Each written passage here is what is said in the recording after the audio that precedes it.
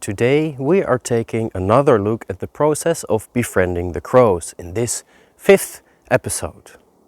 Keep the background introduction short since I'm not wearing my usual suit and I feel very naked.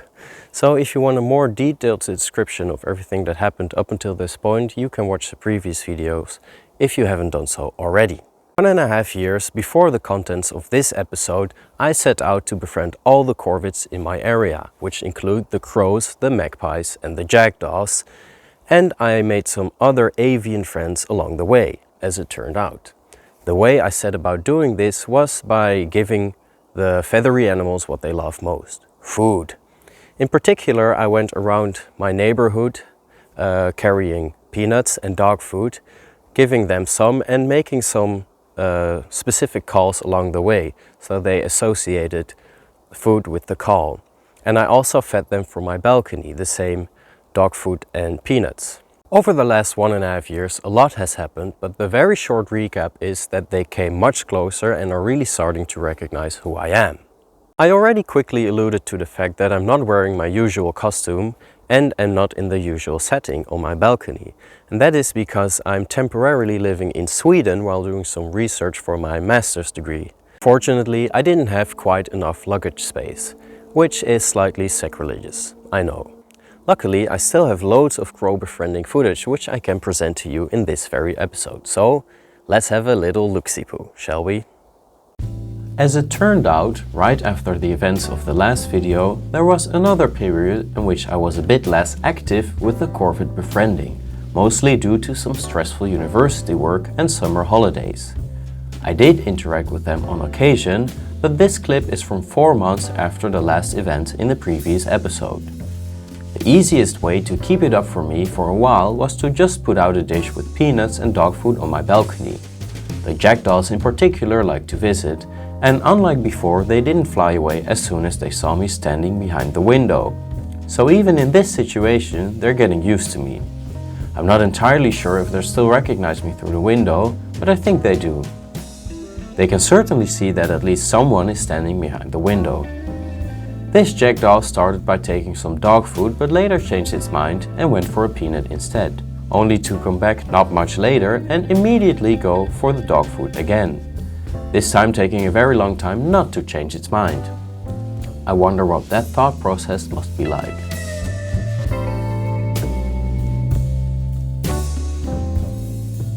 A week later, exactly 1.5 years since I started this befriending journey, I noticed that some jackdaws were looking around on the balcony even when I didn't put out any food. This had to be rewarded, of course. During the next few days, the birds kept visiting, but balcony befriending is not the only type of befriending, of course. The most interesting parts of this journey seem to be happening outside. Right after the summer holidays, there was a short while where I didn't see any crows on my walks outside. The crows specifically, and one in particular, were very interested before, as we saw in the previous episode, so this was somewhat surprising. Turns out I just had to look up, because I'm being followed by tree dwellers. Let's see if a peanut offering can get them to come down. Oh yeah, no problem at all. There's even crows from way further rushing in to see some of the action, and they are getting quite close again. They also seem to bother less with flying away with or even hiding their loot, and instead eat it right in front of me, which I think shows a level of trust.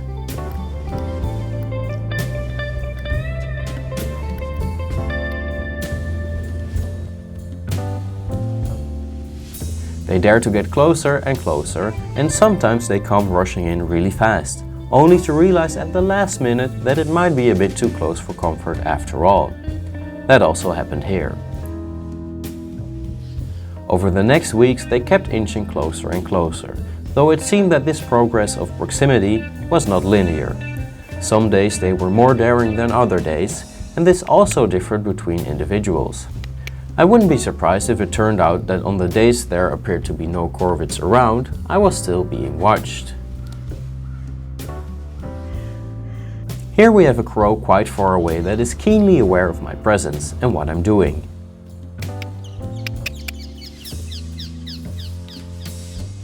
And and as we see, it quickly swoops in for a tasty treat. I think it happens way more often that I am being watched without noticing than the other way around, and I wonder how much these birds know about all the people in the neighborhood, if they also recognize people that never interact with them and their routines. I'm pretty sure they at least recognize some of the dogs. I've been wondering if these birds have a notion of weekdays and weekends. I can imagine they notice that on certain days the people in the neighborhood are more active and outside during the day, and that this often happens 2 days in a row. And crows are known to be able to count up to a few numbers, so maybe, just maybe, they're able to notice a recurring pattern of 5 days of relative little activity, followed by 2 days of more activity. Something to think about, maybe. I've decided at this point to more actively work towards hand feeding, a process that will take a very long time probably, if it'll even happen at all. The way I decided to try and go about this is by holding the peanuts in my hand for longer. If I always just throw the peanuts at them, then they won't be incentivized to come closer. Now if I just waited until they grabbed it from my hand, this would take a really long time guaranteed, which would be boring for you and for me. So I'm hoping that by holding the peanut for longer and only giving it to them if they get closer than they did before, over time they'll get close enough to actually grab it. We'll see how that goes though. It's funny to see how the crows react to sounds and movements in their environment pretty much in an identical way, turning their heads at the same time. As you can see, they do dare to get very close at this point, especially when my hand isn't there. It's clear though that this will take quite some time. That one just came close enough for me to touch it, though I wouldn't have been quick enough even if I wanted to, which I don't. To demonstrate that they do get this close by now, I'll place a peanut on the ground, not throwing it. Since I'm not moving, if they grab it now, they would be close enough to take one from my hand.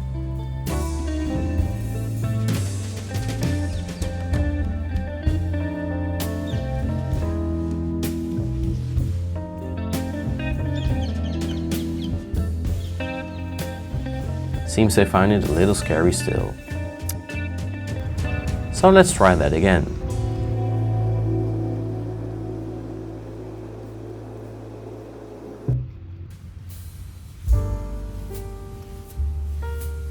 Oh, you can do it, buddy.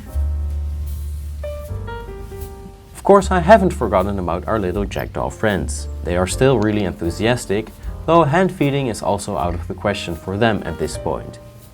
And it seems they've forgotten how to catch peanuts out of mid-air, which we saw them do before, though I'm sure that can be fixed with a bit of training. I kept experimenting with the crows and them getting closer over the course of about a month since the first clip of this episode. Since most of that looks pretty similar, I'll do sort of a compilation now. There'll be a lot of enthusiastic hopping and bailing out at the last second. It's also important to mention, because it's not apparent from the video footage at all, that I'm not looking directly at the crows while doing this. I either avert my gaze or cover my eyes with my hand. This way, I can sometimes still see what's happening by looking at the camera screen. But sometimes I have to rely on audio cues to see what's happening. This crow wasn't as daring, for instance, until I turned my back to it, and I could hear that it grabbed the peanut. And here I once again turned my back to the crow, which seemed to boost its confidence, until a braver crow came along. Oh.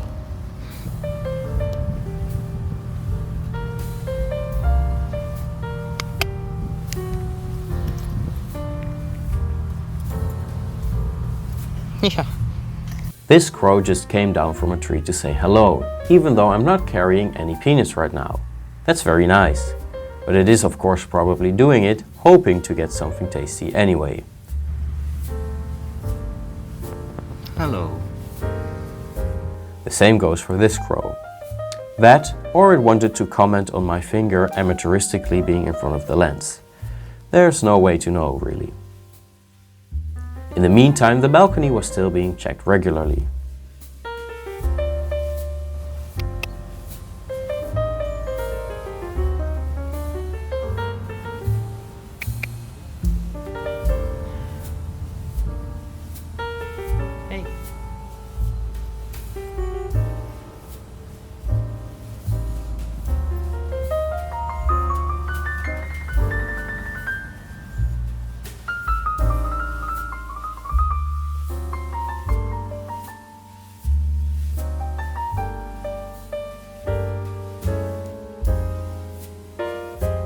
Some of the times the crow gets a peanut, it decides to hide it for later, by placing it somewhere and then putting some loose leaves or twigs or something else over it, thinking they hid it well. Silly animals. Let's check it out.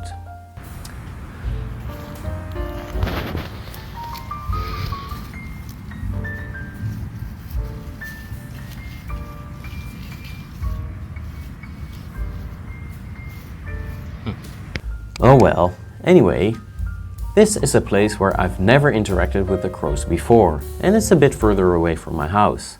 But maybe they're still the same crows. Based on how quickly it grabbed the peanut, they probably are. But interestingly, this is also a place where the crows never interact with me, even though they should recognize me if they are the same crows. Mysterious. Once again, I am visited by a crow while not carrying any peanuts. And today it decided to chew down on a rock. Silly bird. So I've been gone for a little over a week. And first time I stepped outside, these two crows came flying towards me, or well, towards this branch. Right over my head, like scared the living daylights out of me. But pretty cool. So might as well see if they're interested in some peanuts. Of course they are. Yeah, you got real close there, huh, buddy? Really scared me.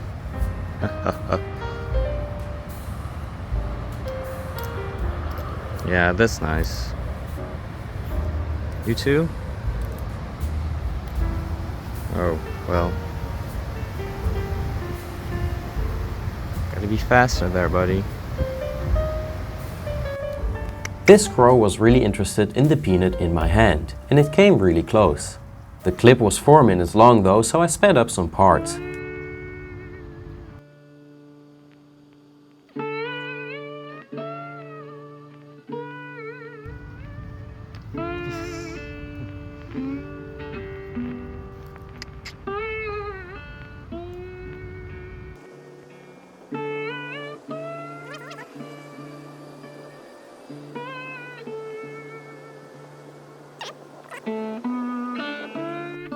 I tried placing it on my hand with my palm facing downwards to see if that was less scary.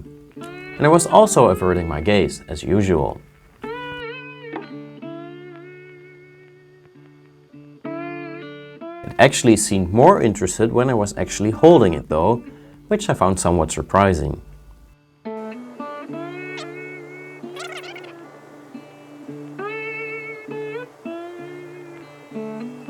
Lastly, I tried placing it right in front of my hand, with my arm not being stretched, so it was even closer than in the days and weeks before this.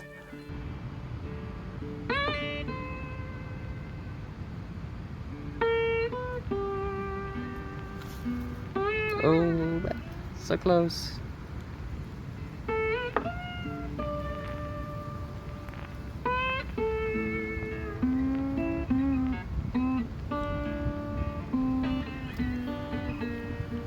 Come on, you can do it.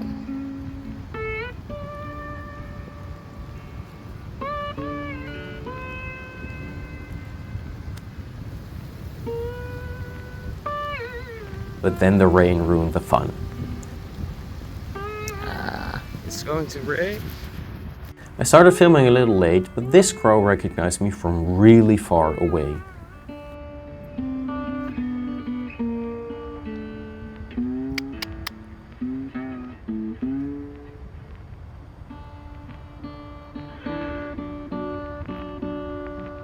Well, on that double bombshell, the one crow recognizing me from hundreds of meters away and the other one touching a peanut that was very, very close to me, I think it is time to end this episode. The most prominent trend we saw in this episode is that the crows keep to be seeming getting closer. And they are even sometimes apparently considering to take a peanut from my hand, which is very exciting. I've been thinking lately that this entire process would be probably much easier if I had a garden. That way I could interact with these beautiful creatures in a relaxed environment without having to worry about others. Because right now the crows and I are often disturbed by people passing by, or even worse, by dogs passing by. Not that I dislike dogs, of course, but the crows do. So please check out the Life and Jars Patreon page.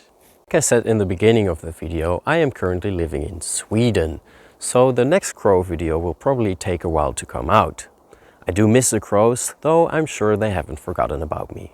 Next crow video will hopefully feature a very emotional reunion with the crows after not having seen each other at all for a very long time. So you'll have to stay tuned for that one. In the meantime though, there's lots of other cool content coming out. I would like to thank Mark Pengriffin as well as all the other Life in Jars patrons for their very generous support. And I would like to thank you for watching. Good fly. And yeah, I do have a little bit of a cold, so if I sound weird, it's because of that. Okay, goodbye.